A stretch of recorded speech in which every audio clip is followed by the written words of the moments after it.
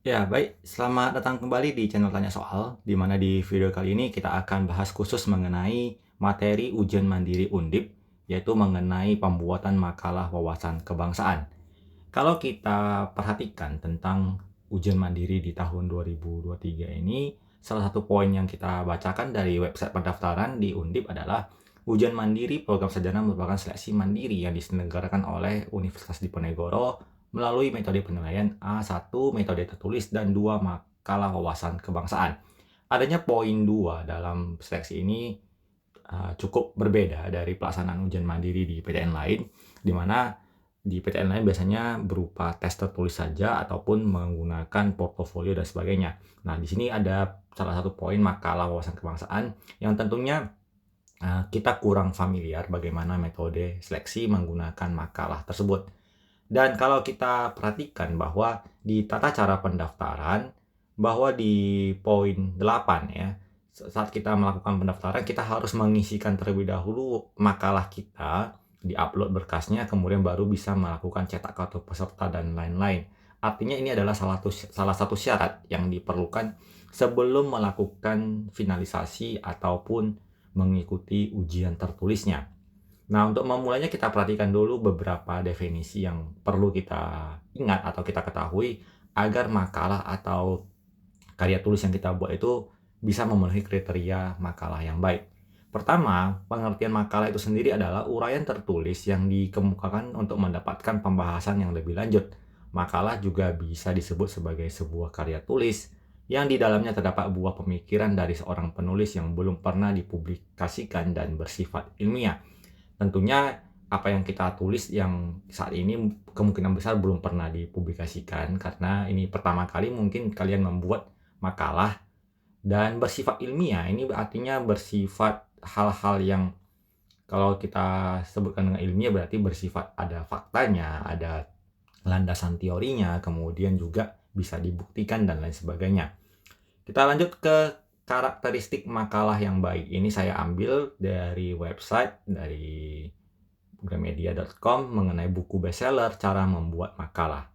Jadi yang disebutkan adalah sebuah makalah yang baik harus terdapat karakteristik di dalamnya, yaitu satu, merupakan hasil kajian literatur dan laporan pelaksanaan suatu kegiatan lapangan yang sesuai dengan cakupan permasalahan pada suatu bidang ilmu tertentu atau bahasan.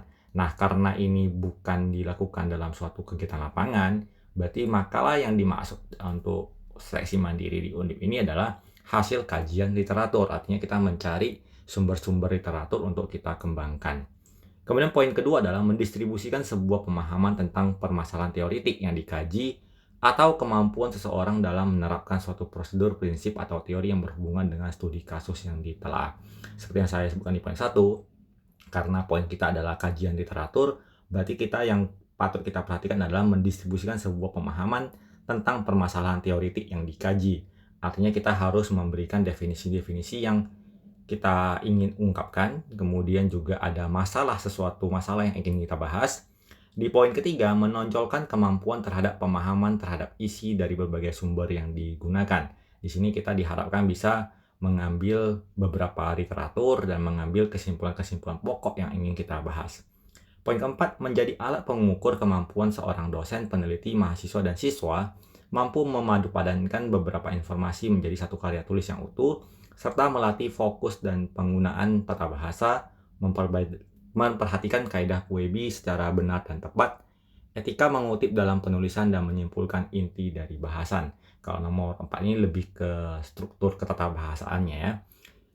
Poin kelima, isi makalah harus mempunyai sistematika dan tidak acak-acakan dengan kaidah penulisan ilmiah yang telah diatur oleh lembaga pendidikan terkait. Ini maksudnya secara umum kalau sebuah karya tulis baik itu mau makalah, esai, kemudian laporan penelitian, laporan kegiatan dan sebagainya, tetap kan kita mulai dari suatu pendahuluan, kemudian latar belakang, tujuan dan lain sebagainya. Begitu juga tentang pembuatan makalah untuk wawasan kebangsaan ini. Artinya kita harus memiliki sistematika atau poin-poin yang kita jabarkan satu persatu. Jangan uh, terbalik-balik urutannya. Oke, kita lanjutkan ke materi mengenai wawasan kebangsaan. Jadi kalau disebutkan makalah wawasan kebangsaan, kita terus harus batasi apa saja poin-poin yang akan kita bahas dalam materi wawasan kebangsaan. Jadi wawasan kebangsaan itu sendiri adalah pandangan atau cara pandang yang mengutamakan persatuan dan kesatuan bangsa dalam penyelenggaraan kehidupan berbangsa dan bernegara. Wawasan ini ditentukan oleh kesadaran diri sebagai warga negara dari suatu negara akan diri dan lingkungannya. Kita lanjutkan ke poin berikutnya. Nilai-nilai dasar yang termasuk dalam nilai wawasan kebangsaan yang terwujud dalam suatu persatuan dan kesatuan bangsa memiliki 6 dimensi yang sangat penting, yaitu 1. Penghormatan terhadap martabat dan hak dasar manusia sebagai makhluk ciptaan Tuhan Yang Maha Esa. Kedua, kesepakatan bersama untuk hidup dalam negara yang merdeka, bersatu, dan bebas. 3. Cinta akan tanah dan bangsa, tanah air dan bangsa. 4. Demokrasi atau pemerintahan oleh rakyat. 5. Kerjasama sosial. 6. Masyarakat yang adil dan sejahtera. Ini adalah beberapa poin yang cukup menarik untuk dikembangkan dalam pembuatan makalah tersebut. Apakah yang berkaitan dengan nilai manusia sebagai ciptaan Tuhan, kemudian apakah berkaitan dengan kehidupan bersama dalam satu bangsa yang merdeka, bersatu, dan bebas, kemudian apakah tentang rasa nasionalisme dan patriotisme yang berkaitan dengan cinta tanah air, atau pelaksanaan demokrasi, kemudian bagaimana sifat gotong royong dalam masyarakat mengenai kerjasama sosial, kemudian terciptanya masyarakat yang adil, makmur, dan sejahtera. Nah, di sini ada ada 2 contoh yang sudah saya buat. Ini tergantung kepada kriteria dari Universitas Diponegoro seberapa panjang esai yang diperlukan. Umumnya makalah atau esai itu berkisar antara 3.000 sampai 5.000 kata. Jadi di sini ada saya buat beberapa contoh. Saya rasa tidak perlu saya bacakan. Nanti kalau perlu saya akan slide. Kalian kalau menjadikan referensi boleh di screenshot dan dijadikan panduan ya. Tapi jangan diikuti persis seperti ini karena nanti kalau polanya semua sama persis takutnya seolah-olah seluruh peserta nanti memiliki seperti mencontek gitu. Jadi ini adalah contoh saja, bukan berarti ini adalah penulisan yang paling tepat, tapi bisa dijadikan sebagai referensi bagaimana membuat poin-poin yang akan dijabarkan. Ini yang contoh pertama, ada 2 paragraf. Kita lanjut ke slide berikutnya. Di sini kita ada masih definisi, kemudian di poin berikutnya harapan ataupun keinginan yang sesuatu yang kita harapkan bisa terjadi ya. Kemudian di contoh kedua ini yang model lebih panjang tergantung jumlah kata nanti yang diperlukan. Di sini juga terlebih dahulu di awal kita bahas mengenai definisi-definisi, kemudian batasan-batasan masalah yang ingin kita bahas. Dalam hal ini saya bahas tentang era globalisasi, tentang identitas bangsa ya. Kemudian di 2 paragraf awalnya kita bahas tentang konteks-konteks globalisasinya. Kemudian di poin berikutnya adalah masalah yang timbul, bahwa misalnya di era globalisasi apa yang terjadi kepada nilai-nilai kebangsaan. Kemudian di poin berikutnya adalah bagaimana peran dari wawasan kebangsaan dalam menjaga nilai-nilai kebangsaan kita. Kemudian di poin selanjutnya adalah penyelesaiannya, solusi yang kita tawarkan untuk menghadapi masalah yang timbul. Jadi sistematikanya kurang lebih seperti itu. Jadi ada masalah, kemudian ada tujuan, kemudian bagaimana kita memecahkan masalah yang timbul.